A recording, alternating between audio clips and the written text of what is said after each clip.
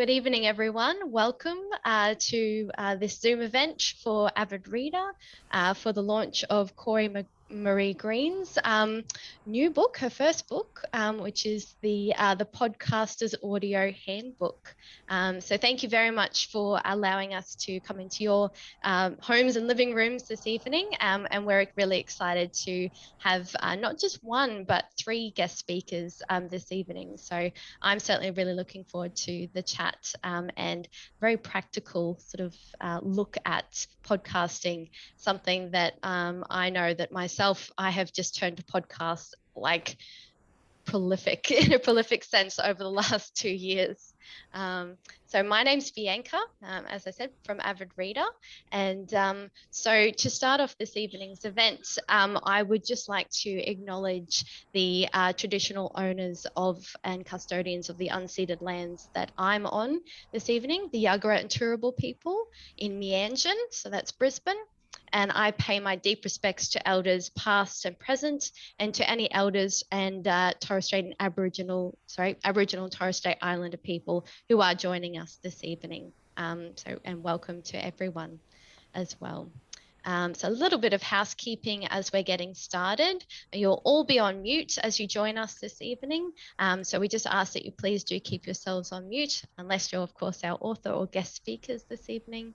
And at the end, you'll be able to have an opportunity to ask any of our presenters or author a question, or as many questions as you like, via the Q&A chat. I'll be posting a link on there as to where you can get the book. And just due to some very last minute supply issues, I have one of the copies at the moment. But they have arrived into Avid Reader's bookshop in West End. So you can certainly pick up a copy from there. So you can't miss it. Bright orange. It's fabulous. And so, yes, and the link I will be sharing this evening is direct from the publisher's link, just because we haven't managed to get that link live on the Avid Reader website. So, but please, we do encourage you to support your local independent bookshop, wherever that may be, or order via Avid Reader as well. Okay, so I'm going to introduce you to our author this evening and the book we're launching. Again, the Podcaster's Audio Handbook. Corey Marie Green is an audio engineer from Melbourne, Australia, who specialises in podcasting and radio. She has filled many roles in her radio career, including journalist, producer, editor, and sound engineer at live events. Through her business, Transducer Audio, she provides a range of services for podcasters, including editing, content development, and training. So just give us a wave there, Corey. Hi, everyone. And so joining us tonight as well along with Corey is Nicole Curby, who is an award-winning audio producer, oral historian and journalist who has worked with The Guardian, ABC Radio National, The Saturday Paper, forgive my mispronunciation, but it must be Deutsche Welle. Deutsche Welle, thank you. Deutsche Welle, The Monthly, and Overland. And then our third guest speaker for this evening is Dave Eden, a long-time community organiser and the co-host of the Brisbane anti-capitalist smash hit Living the Dream podcast. So welcome, very warm welcome to Corey, to Nicole, and to Dave. Dave, just make sure you're unmuted for us as well, if you could. There, thank you. Corey, I'll pass over to you. Okay, hi. Thanks everyone for coming. It's really exciting to see so many faces, so many of my friends and family here, which is so nice, and also some faces I don't know, which is kind of exciting. Writing a book has been a huge project, and I'm really excited to be at the point where I can share it with all of you. I've made a PowerPoint, so let's have a look. Share screen. So my name's Corey Marie Green, as has been mentioned, and I'm an audio engineer who specialises in radio and podcasting. This is my business, and I'm the author of the Podcaster's Audio Handbook. The Podcaster's Audio Handbook is a technical guide that will take you step by step through the process of recording and editing a podcast. I wrote it with the intention of demystifying technical information so that a wide range of people could access it and put their ideas out through the medium of podcasting. The book is technical, but it also takes a wider view. I've set the techniques in the creative process of storytelling and within values of accessibility and diversity. I want to show you what I mean with this short excerpt from the chapter on editing. I'll just have a drink of water.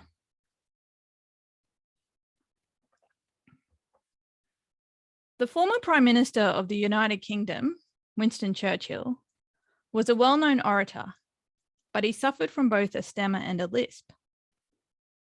While he made efforts to overcome his stammer and his lisp, they would occasionally come through. He realized the value of his unique voice when he wrote, "Sometimes a slight and not unpleasing stammer or impediment has been of some assistance in securing the attention of the audience." After Churchill overcame his lisp, he made efforts to get it back because it was part of what made his voice recognizable. He even had specialist dentures made that preserved his lisp. It would be possible for a sound engineer to change Churchill's speech pattern to make it more conventional, but at this point in history, it would be sacrilege. A person's voice and accent is unique. It reflects their history, their culture, and which groups they identify with. Many people think that there's a right and wrong way to speak. For too long, it was accepted that a good voice for radio was that of an upper class, educated, able-bodied white man in the city. Should we presume then that everyone else has a bad voice for radio? One of the best things about radio, and in particular podcasting, is that due to its relatively low costs, it enables a wide variety of people to put their ideas out into the world. And so when it comes to editing an interview, I am a minimalist. And then I go forward in the chapter, to actually talk about the process of editing an interview. So editing isn't the only topic that I cover. I have a look at audio gear, what kind of gear you might need and how to use it. I have a look at microphone technique and just really the process of making a quality recording.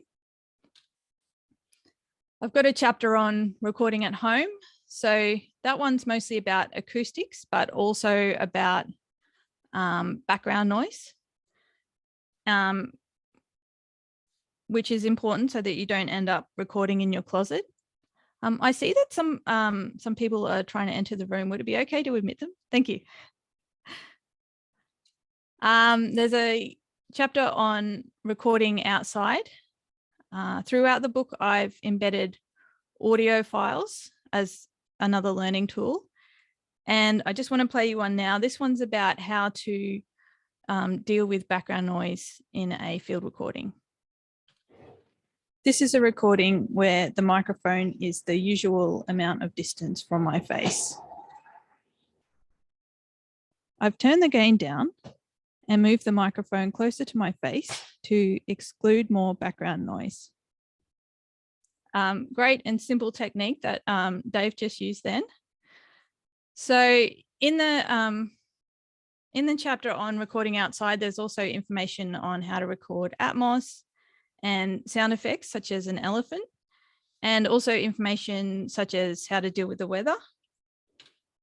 There's a chapter on making remote recordings. So that's recording over the internet or over the phone. This is me and my friend Ian making a remote recording. And there's a chapter on editing. So that's really about taking all those recordings that you've made and piecing them together into a story. And also you can bring that story further to life by using music, Atmos, and sound effects. So that's my slideshow. How do I stop that? Help somebody. All right.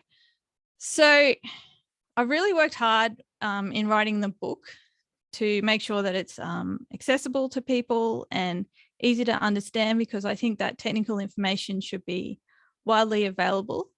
And I'd really like to see a very wide diversity of people able to put their ideas out there through the medium of podcasting. So the Podcaster's Audio Handbook is pretty much about how to make a podcast. But tonight we're going to be talking about why you would make a podcast. And I've got two guests here, Nicole and Dave, both of them very experienced podcasters. And we're going to be talking about how podcasting can support community organising. Thanks very much for coming and sharing your ideas. Thanks for having us. Thank you. I'd like to start with you, Nicole. Can you tell us generally about your work and more specifically about your podcast, The Wait? And how would you say that The Wait fits in with the refugee movement? Yeah, well, firstly, thanks for having me.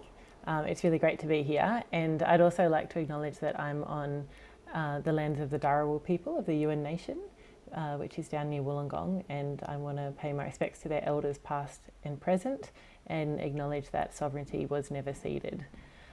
I also want to congratulate Corey on her book. Well done. I know how incredible it is to bring something like this from the seed of an idea to a reality, and I can only imagine the amazing amount of work that you put into it, and it's such a great volume. Like Corey's really brought a lot of experience and very personal experiences into sort of weaving this book about how to make podcasts, which is sort of so much more than a conventional textbook. So congratulations, Corey, and I hope you all managed to get a copy. Thank you very much. Yeah, and now to answer your question. Yeah, so as you said, yeah, I'm an audio producer. I spend most of my sort of day job time, I guess, making podcasts these days. I first learnt to do that at community radio in Melbourne, which is where I met Corey, in fact, at 3CR, which is deeply grounded in community organising. You know, what I loved about that space was seeing so many diverse communities from in and around Melbourne come together in this one physical space, a radio station, to kind of organise, to raise their voices, to share ideas, and to kind of get that out to a broader audience. And just just seeing the power of that, both as an experience for the people doing it, but also then like as a tool to engage with community and to share ideas and grow ideas and grow movements, was pretty eye-opening for me. And I think it really sparked something that like I couldn't quite let go of. And so I've sort of followed this path of making audio ever since. Last year, about this time last year, I released a 5-part podcast series called The Wait, which was a real labour of love. It was 2 years in the making, and it's a collaboration with an Iranian refugee who is in Indonesia, Mojgan Morefizadeh. Mojgan co-hosted the podcast series with me, and I worked with Mojgan for around 2 years and have known her for longer as we documented her story of living in Indonesia. She travelled from Iran to Indonesia hoping to get to Australia by boat, made 4 attempts to get to Australia by boat and ended up stuck in Indonesia. I was in Jakarta working in independent radio over there when I met Mojgan, and as she told me her story and I learned the story of her community, I was just so moved and shocked, because I knew how much refugee issues had dominated the political debate in Australia for so long. I felt well and truly across it, as probably a lot of you do, and yet all of this was new information to me. All of this was something I didn't understand. I didn't understand the nature of her unique experience, which was nothing like what I imagined a refugee life to look like. And I didn't understand that there were 14,000 people stuck in Indonesia with no hope of going anywhere, or very little hope of ever going anywhere, sort of stuck there indefinitely. And I just felt like if we ever have a vocation, or if we're a journalist or you're working in media in any kind of capacity, like you can't unsee or unhear some of this. You can't not do anything. And I felt sort of really compelled to work with Mojgan to share a story. So we toyed with different ideas, an oral history project, a written series of stories, and eventually we landed on a podcast series. And so, yeah, what we released was, in the end, a 5-part narrative podcast series that told Mojgan's story and the story of people in her community, and looked into the sort of structural political issues of how it is that those people are stuck there, and what it means to be living in that kind of limbo for the long term. Knowing that, you know, refugee stories are told in so many different forums, we had a sense of, like, how do you tell this story in a way that is actually going to make people interested and make them stop and listen? And so I think that really drove us to try and make a work that was very original and that really captured the essence of that surprise and deep kind of connection and empathy that I had felt when having conversations with Mojgan over a few years. And a lot of our conversations were over the phone, and so it translated really well actually to audio, to sort of like remake these experiences of having that voice of a friend in your ear, but to share that more widely. We also spoke to a lot of people in the refugee community and shared their story. I could go on, but maybe it's time to hand over to Dave. Well, I want to know though, how would you say, like, what have been the outcomes of that podcast? Has it kind of linked in with the refugee community? Yeah. Or like the refugee movement, sorry? It's hard to know exactly. I think there's been, you know, the audience was really an Australian or an international audience. I guess my hope was that a series like this, an in-depth, long-form narrative series, might help to put this particular issue back on the agenda by raising awareness. I'm going to be perfectly honest and say I don't really think that that's happened, but I do think that it has brought a lot of people's attention to it who didn't otherwise have their eyes on it. I think it's been an incredible resource for the refugee community in Indonesia as a way of them being able to say, go listen to this has it all. And I know Mojgan, my co-host, is a particularly active advocate and leader in the refugee community, and for her it's been really incredible to be able to say to people, go listen to this is everything. This is everything you need to hear. And it's, you know, deeply traumatic for her as an advocate who is stuck still in this never-ending kind of moment of unsettled sort of crisis to have to continually retell her story. So it's been a really useful tool for her in that sense. It also, since we released the podcast, she has banded together with refugee-led organisations in 4 other countries, and together they've got a $10 million grant to build refugee-led, solutions or refugee-led responses to the refugee crisis or the refugee situation. And that's really incredibly groundbreaking. So that's really putting a lot of resources directly in the hands of refugees to start making those changes, where normally those kind of funds go to, you know, predominantly white professional NGOs. And so I think, I don't want to claim all the credit of that. That's obviously a much bigger project that they've been working on. But I know that Mojgan does think that the wait did play a big role in them being able to get that grant funding. They played it for the grant assessors, and it brought tears to their eyes, apparently. But I think, you know, it's tools like this, they really lend credibility to voices like Mojgan's or people in the refugee community, which are so often overlooked. And so I suppose from my position, I was also thinking about, well, you know, like I'm a white journalist and I had access to be able to to broadcast this through The Guardian, and that immediately lends their voices a lot of credibility. And so that's sort of something that, you know, you can offer a movement. And when the people I spoke to in the refugee movement in Indonesia are really, really intent on raising their voices and getting their stories heard, I think it was able to reach new audiences. I think also in terms of like the impacts and community building, I think, you know, we know that a very deliberate part of Australia's border policy and the border policy of other countries, like we're now seeing in the UK, is to deliberately create distance between refugees and asylum seekers and people who are in countries like Australia. So physically, like first putting them in, you know, outback detention centres, and then like offshore detention, and then in countries like Indonesia, makes them so unreachable to us. It makes that simple experience that Mojgan and I had of sitting down together and being like, I'd be your friend, you're cool, we can have a laugh together. Like that very human basic experience, it makes it impossible because of this huge physical distance.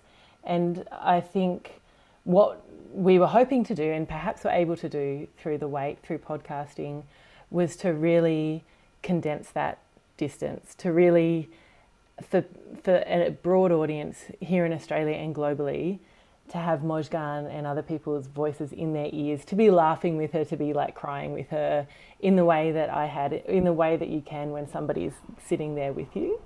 And so I think that as sort of an act of resistance or an act of solidarity or just an act of community building and reducing that distance, that geographical, that emotional distance, is a really powerful thing. And it's like that, I think, is a really powerful potential of audio.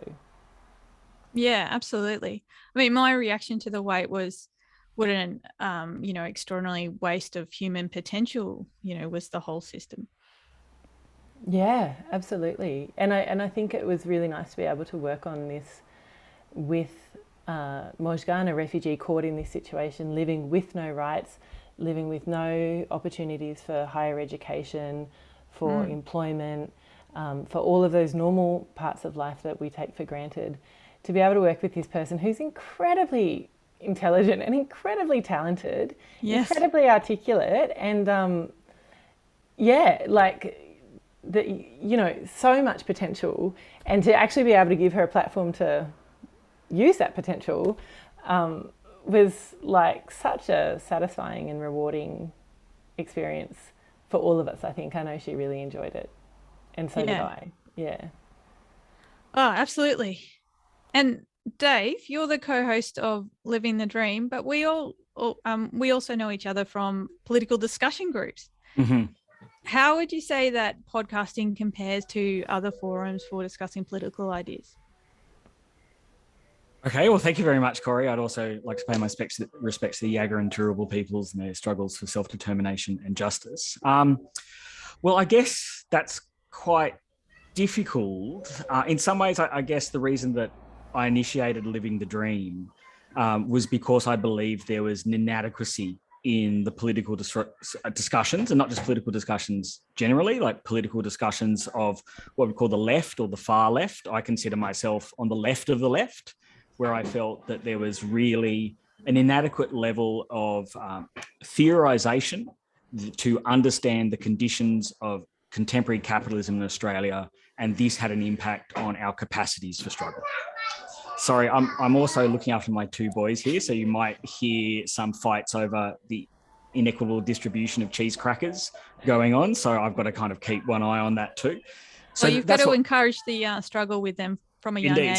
So I guess that's it. So what I really wanted to do was create some kind of space where I felt we could reach a different level or a deeper level of discussion outside of academic work, because I think that's relatively isolating and I no longer am engaged in academic work, that I thought would be relevant to people in struggle, but not just what I thought was the standard socialist or anarchist line, which I thought was inadequate. And I felt kind of also as well, I think what was driving this too, I think is actually really important. Like I would make a critique that I think political discussion in Australia fits to a certain demographic that live in certain suburbs. I'm not part of that demographic because of age and work, and I don't live in those suburbs. So being exterior to activism meant being exterior to political discussions. And I thought podcasting was a technology that I could try to grapple with that might be able to solve these things, or at least address these things. And I started without a book like yours, where I just was speaking directly into my laptop. Sometimes John and I we were working together. We were both public servants at the time. We would take the laptop down to the cafe around the corner on our lunch breaks and talk into the laptop. So you had a podcast that was full of trucks going past and things like that. And we very slowly learnt some basic editing skills that aren't that great at the moment. We've got some decent mics. I've still got the same laptop. So I've wandered away from answering your question. But so I think there was a relation to political discussions, but I think we wanted to achieve something different. And I guess the other thing is as well is theoretically a larger audience too, where you can start reaching and having a bit of a back and forth, sometimes through the podcast medium, sometimes through social media attached to that, with a wider geographically dispersed body of people. But Dave, you also got a couple of blogs, which I do have blogs. I mean, they're similar to a podcast. They're outside academia. They're like you've chucked them on the internet and anyone can have a look at them. How would you say that something like blogging compares to podcasting? Like, how does the medium of podcasting shape the message? Well, writing's much harder, I think. So I have two blogs. One's called With Sober Senses, where I try to do a very serious kind of critique of the nature of capitalism in Australia at this period of time. And I also have one called The Word from Struggle Street, which is more kind of, I've been to a protest or an issue is happening, this is what I think. I haven't written much on those for years now, actually, because the time to actually write is really hard. Like, I actually find the time to read is actually very difficult to do, like, sustained reading where you can deal with something like what's a decent analysis of why house prices are actually rising in Australia? What's the critiques we could make from that? What are the lines of struggle that are emerging there? I find that quite difficult. I'm a dad, work full time. The conversational nature of podcasting, I think, is more forgiving to being able to take a half-baked idea or a bit of an idea and flesh it out. And I think the other side to that is it's easier to access, right? People listen to their podcasts while they're traveling to work, while they're at work, while they're doing exercise, all those kind of things. And I feel that more comfortable putting out a bit of an idea, knowing it's free for people, it's easy to access. If I write something, I'm asking people for a more serious intellectual commitment, for a more serious time commitment. So then I feel that the benchmark of what I have to do is higher. I would also think you could dig into this in a little bit. And I think those of us on the left of the left probably have a privileging of the written word that probably has more to do with the impact of the notion of the university, maybe some things that developed over the last 150 years in a particular European tradition that might actually be worth thinking about. There's always an idea that if you really want to say something important, that it is the written word that is the form that actually takes. And I think podcasting in some ways unsettles that at a certain level and throws to the idea that maybe there's something positive about the return to conversational or monologue, right? Or lecture, which is also interesting now that I'm progressing into my own spontaneous lecture, that universities are killing lectures, right? If you go to universities proper, administrators hate lectures. Right. I work in education, but not in the university. I work in the VET sector. And that even there, and you see it leak into universities, everyone's saying, what we need, get rid of lectures. You want a flipped classroom, you want an interactive experience, lectures are dead, right? Right. But people in their free time are going, I'm going to go for a walk for my exercise. What do I want? I want to listen to a lecture, right? So it's quite interesting that maybe podcast is the return of the conversation and the return of the lecture in some ways, unbound from assessment too. But then Nicole, you make work. So for example, I listened to your Big Heart project recently with Trinity, and what was notable about it for me was that you never spoke in that entire work. You simply recorded this person over a number of years and you tied it together with some music is very good work, very beautiful, but that's like quite different to Dave's monologue or Dave and John's conversation.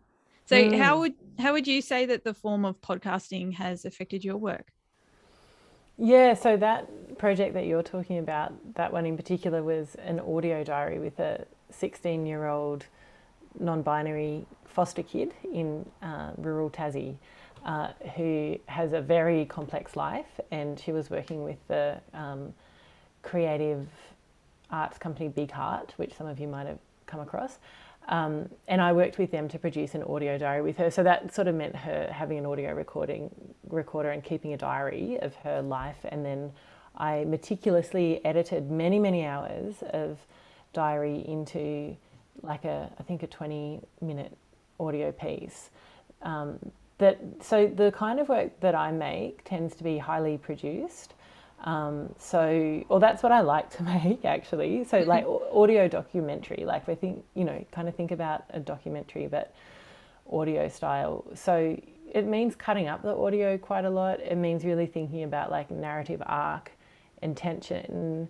And for me, I guess I'm really driven to like do justice to somebody's personal story. And I feel, Corey and I were talking about this before, when someone tells you their story, I feel sort of a deep sense of like being entrusted with it and wanting to respect it.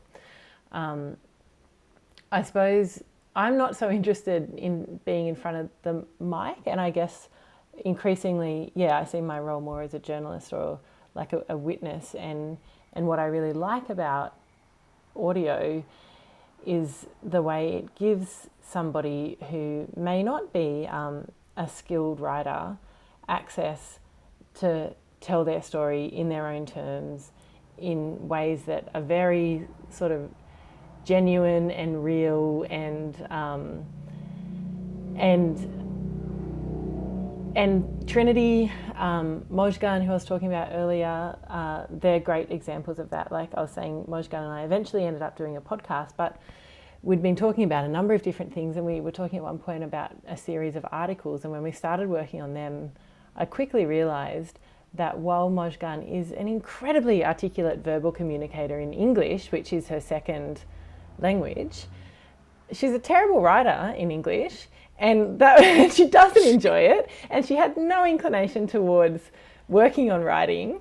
And like, why would I mess around with writing with her when she's like this gifted oral communicator? And so like the form kind of found itself according to that. But I think, that's specific to Mojgan, but it's not. Like, that's a much broader thing.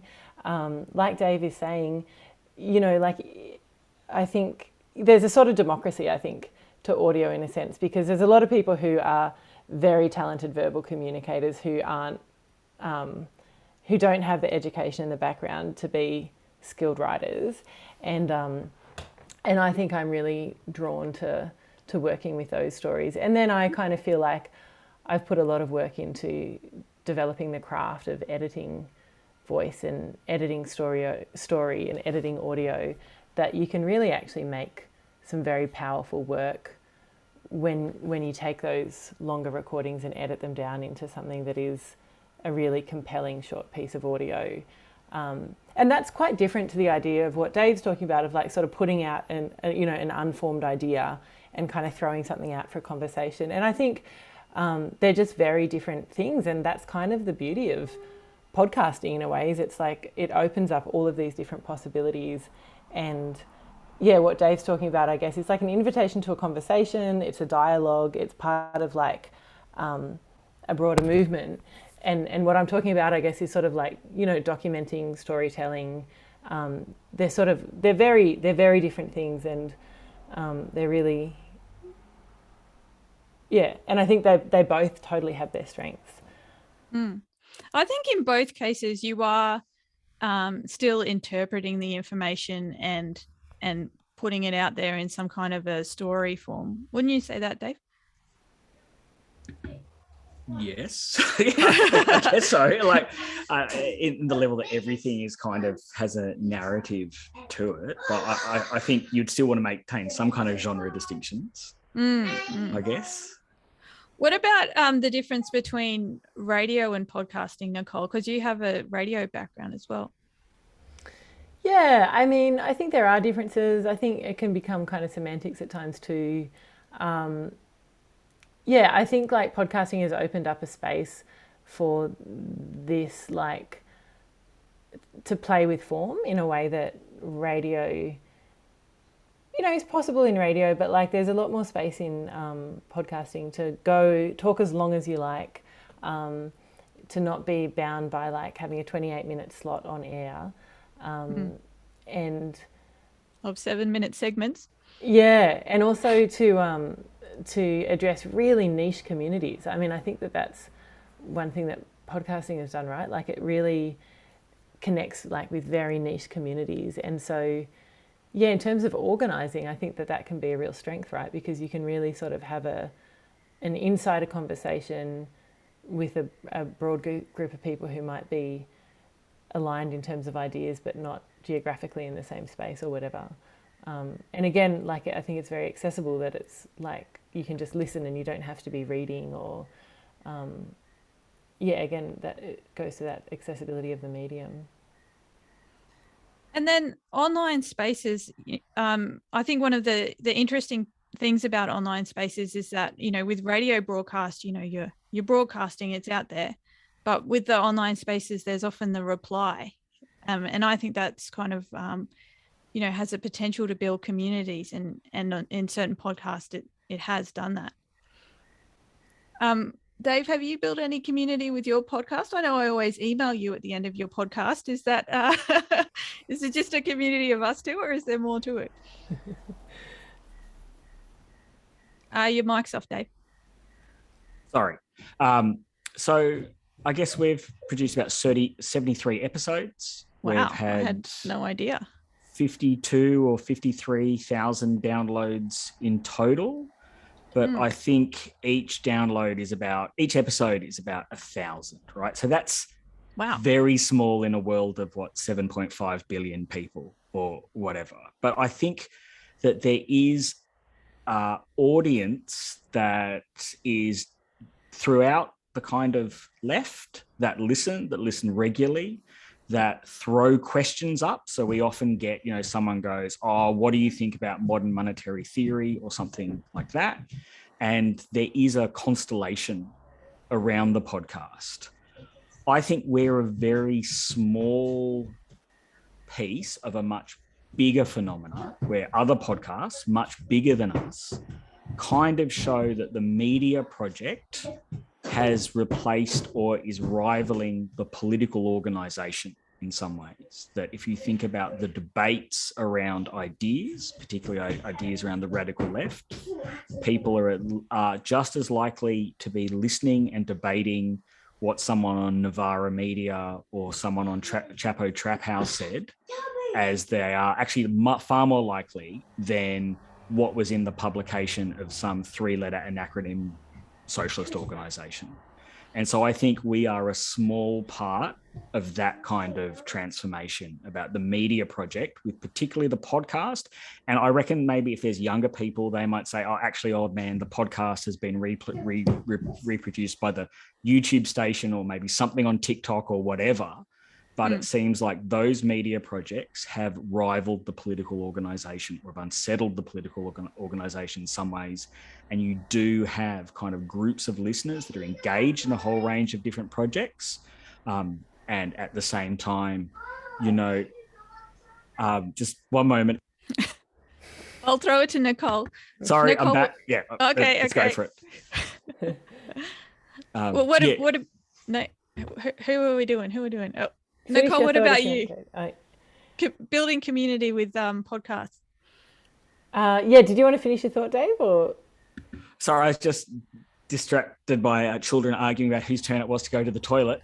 But so I think, yes, there is an audience. There is like an element of people being engaged, and that is happening. I don't use the word community to really describe that, because I think community means something else, but there's a constellation or an audience and an engagement. What kind of advice, Nicole, would you give to somebody who wants to start a podcast about a political cause that's close to their heart? I tell them they absolutely had to go out and get your book. Go and buy a copy of Corey's That's amazing book. advice. That would be the number one piece of advice, because it's an excellent resource, and it's very humorous, and yeah, and no, also I guess, you know, speaking of building community through podcasting, I noticed a number of people from 3CR in the audience here, which is really nice. And I think I've reflected a little bit as well on how the rise of podcasting, it would be a real shame if the rise of podcasting were to come at the cost of sort of people leaving or not being drawn to community radio in the same way. And so I think, like, what you can gain from being in a space like 3CR, or, you know, getting involved with community radio, you can't really replicate with the isolation of podcasting. So I'd also, you know, if it's a political podcast or something that you're involved in, to actually like be in those spaces and be present and engage with people who are like broadly in your community as well. Because I think that there's a real strength in that. Yeah, I mean, podcasting, it is great that like you can have such minimal amount of equipment and sort of take it anywhere and do it wherever you want on your own terms. That's really good too. But it's really not the same as like these incredible institutions that are community radio that we've had since the 70s and we should value. What about you, Dave? About podcasting and community radio? What advice would you give to somebody who wanted to start a podcast? I think just do it. Just do it. Yeah. Look, obviously, we are not a benchmark. Our podcast is not a benchmark of technical or content quality, right? But it's someone who didn't have access to your book when we started in 2014 or whatever. It didn't take long with the kind of very idiot-friendly technologies that you can have to make something of, if the content was good enough, of listenable quality, I think. And then you can take something up and you can improve it and you can remove those boundaries. But I think if you've got something worth saying, then someone will probably want to listen to it. And it's not a big like in your head you imagine that you've suddenly got to get egg cartons and cover an entire room in egg cartons and spend a lot of time making dinging noises about the sound. You don't have to do any of that. The boundaries are much lower, and I think people should do it. All right, well, it's 8:15. Have we got any questions from the audience? Oh, the chat. Yes, we did have a question a little bit earlier, and I'm just replying there to Ada's question about the website. So I'll get back to you very quickly about that, Ada, in just a moment. I don't believe I can have a look at that at the moment, but Corey, you might be able to jump in just in regards to purchasing the book on Springer. It looks like it's coming up in a different currency. So I just wanted to see if there is possibility to see what the pricing is in AU. Oh, it's horrendously expensive, around about $70. But the good thing about it is that even though you're buying it from Europe, they're now printing in Australia, so at least it comes quickly. But yeah, no, apologies for how expensive the book is. Yeah, when they said to me that they were going to sell it for $35, this is a US publisher, I was like, oh, that sounds reasonable. And then it was really only after I published the book that I was like, no, that's $35 US. So yeah, anyway. And as I mentioned, every dollar is worth it for the great quality of the content. As I mentioned, Avid Reader does have copies as well. So you're very welcome to phone up, email, contact the bookshop in any means to be able to order it through the independent bookshop that way. Just getting back to Nicole, we had a question for you about the podcast series. And there was an attendee tonight who was wondering if you were able to get a sense of your audience for that podcast series, were they Australians? Was it Indonesia? I wondered if you could speak to that.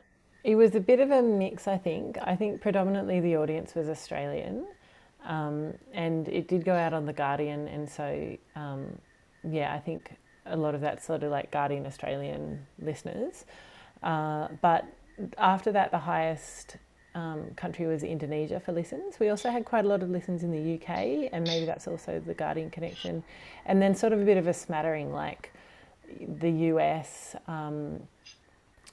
I think Canada, odd countries sort of pop up, but that was largely the audience.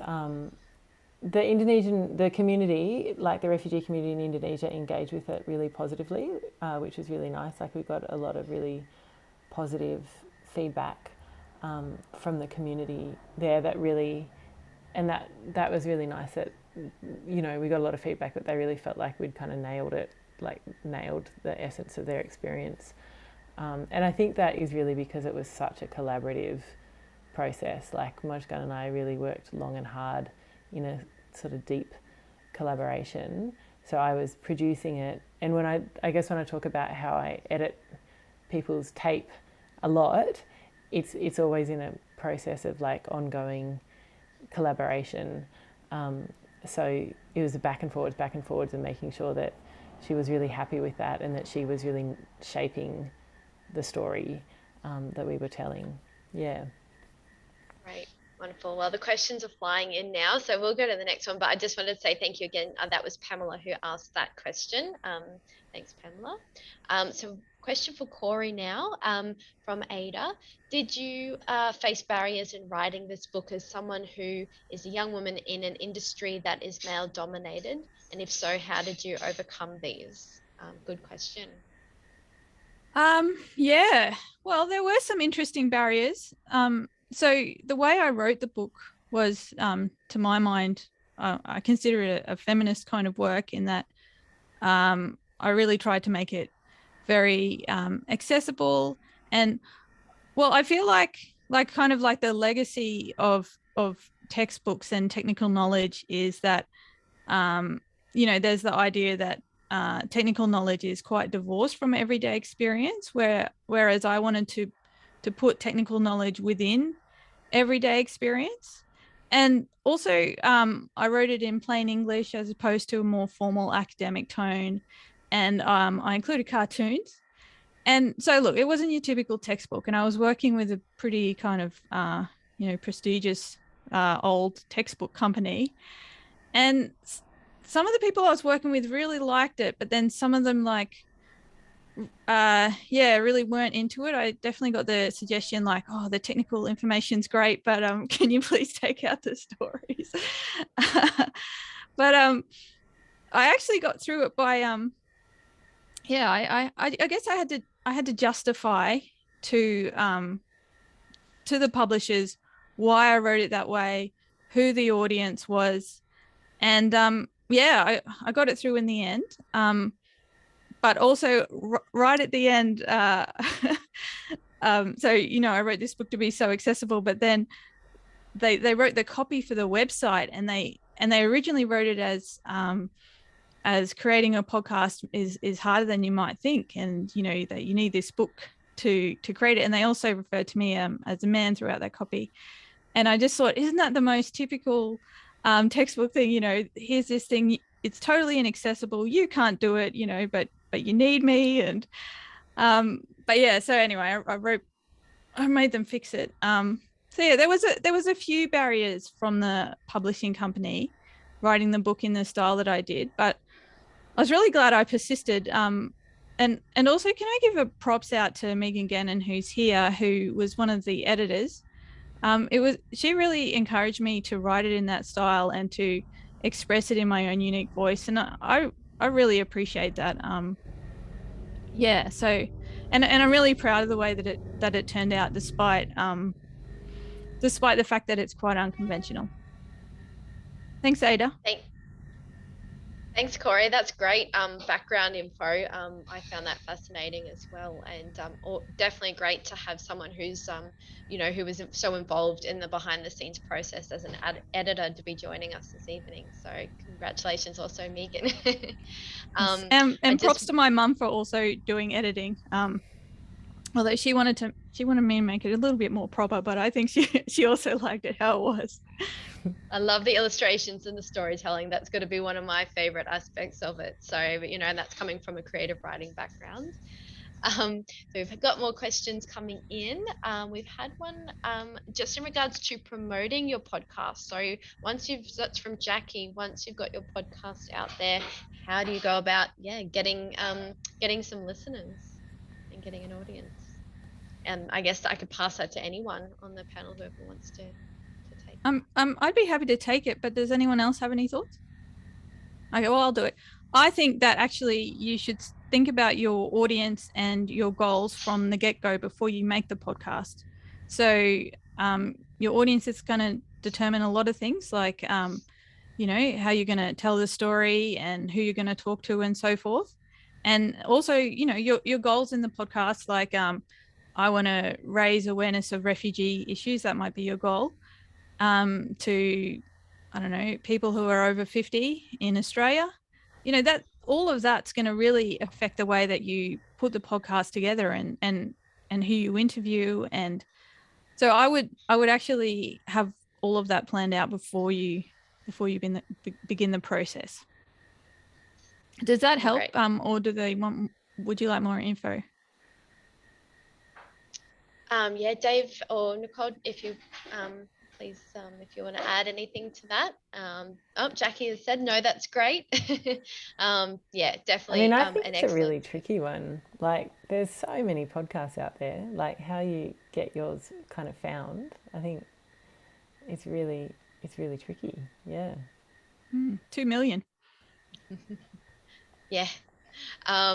I have to say too, Nicole, one of my favorite podcasts is the 3CR Published or Not. That one's, I always have a good laugh and enjoyable time listening to that one. So more questions. One for you, Nicole, now.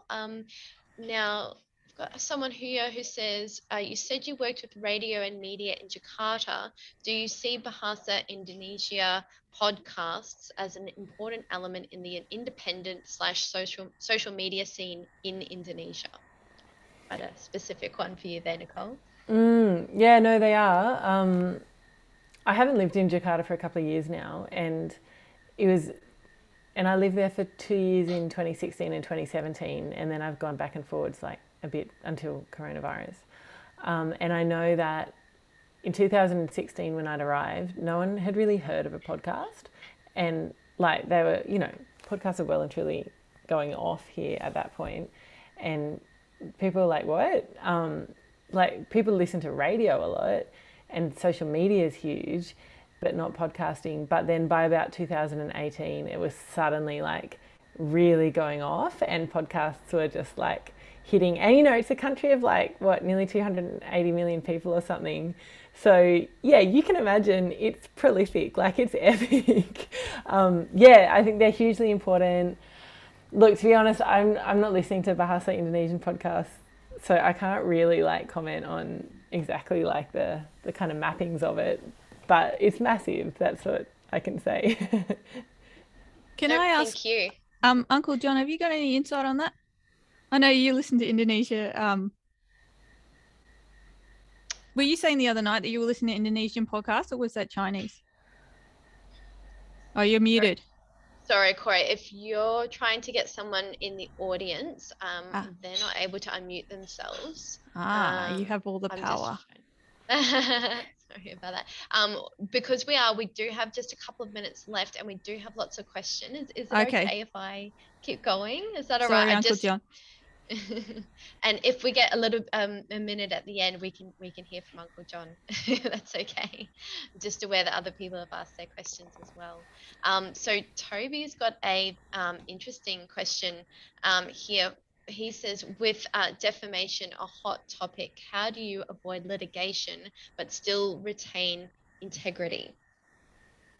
By telling the truth. Bam. Bam. Next question. Anyone else? And having the evidence to back it up. That is the number one defense of defamation. And yeah, basically that's most of it. Yeah. Dave or Nicole, any comments on that one? Yeah, I mean, Australia's got the strictest defamation laws in the world, don't they? So you've got to be pretty careful.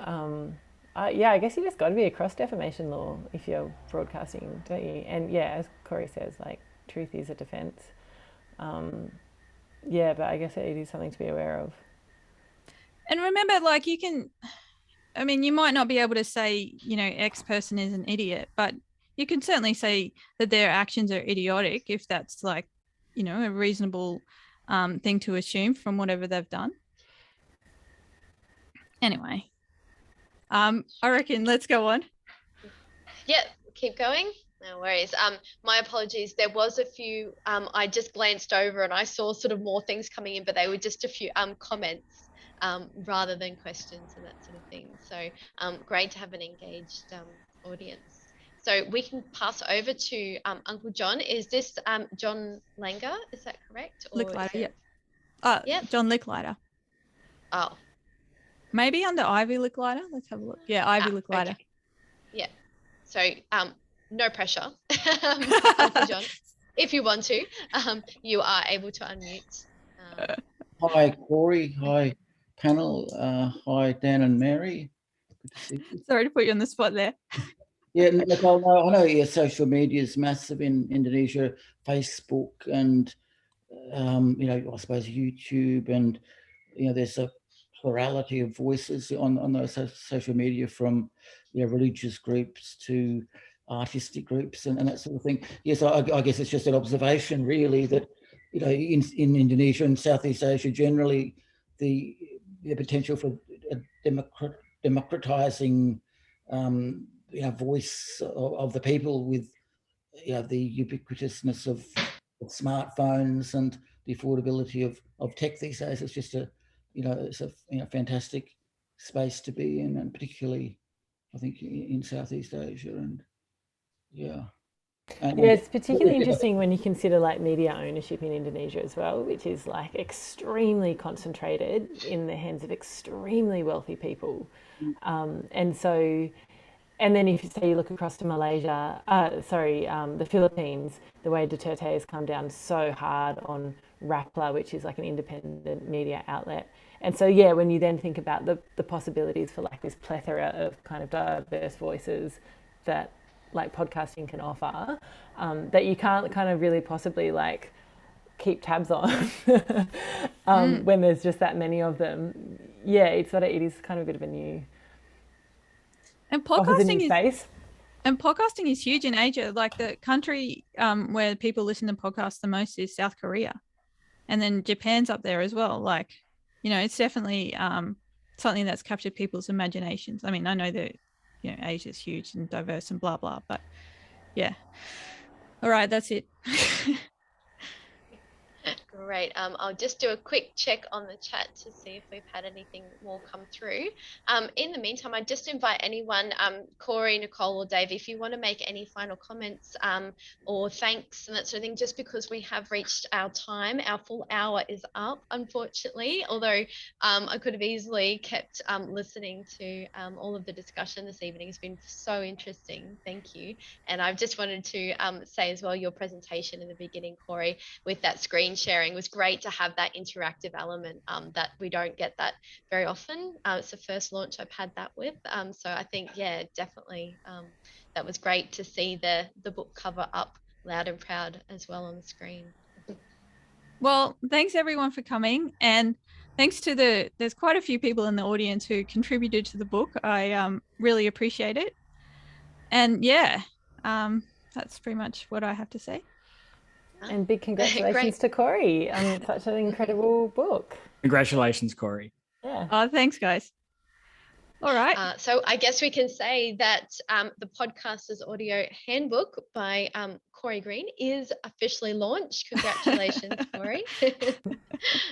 I hope those pre-launch jitters have all but disappeared, and now you can just enjoy and celebrate for the rest of the evening and into the week. And may the sales and that sort of thing flow on. And as I said, this event tonight, the whole discussion is recorded and will be popped up on Avid Reader's YouTube channel.